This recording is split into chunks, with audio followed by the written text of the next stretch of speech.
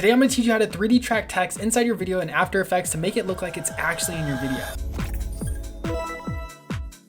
We're inside of After Effects. We got this drone shot right here. And the first thing we're going to do is we're going to hit this tracker panel. And then what we're going to do is we're going to hit track camera. And now it is going to load for a little bit. So this little 3D camera tracker is going to pop up. And depending on how large your file size is, it might take a couple seconds, it might take a minute. For our case, it's loading pretty quickly. Once it's done, you should get flowers, the 3D flowers. I like to call them 3D flowers. Now, real quick, what if you don't get 3D flowers? Maybe you get an error that looks like this. If you get this composition size error, it's basically a really easy fix. It basically means that your video is not the same size as the composition settings. So what does that mean? Your video file, let's say, is 4K settings, but your composition is 1080p. Well, it's really easy. The way you can fix that is go to your project and just first click on your video and make sure you see right here, you'll see the number, you'll see the exact size of your video. So ours says 1920 by 1080. So you want to click on your video and you want to hit composition, and then you hit composition settings, and then you basically want to make sure that the width and height are the exact same numbers as your video file size. Our case, it's the exact same, so we got our 3D flowers, but if it's different, you want to make sure they're exactly the same, because if they're not, you're not going to be able to see the 3D flowers. Now, if you can't see any 3D flowers, go ahead and maybe try increasing the track point size.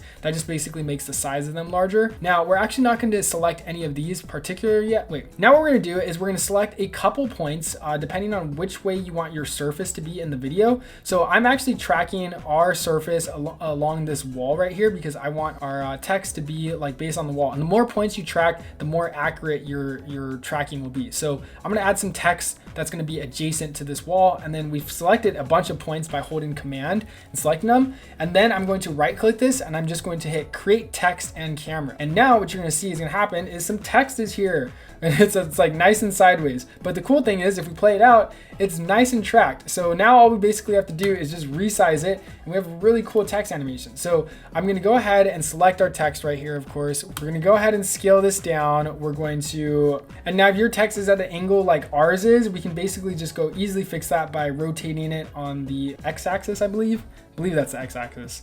And then you can just basically manipulate this like a 3D object, which makes it really cool about the 3D tracker. We're gonna move it over here like this. And there we have it, some nice floating 3D text in our sky. Hope you guys found this tutorial helpful. Now, if you wanna learn how you can automatically edit music videos to the beat of your song with visual effects and transitions, you can check out this video linked right here.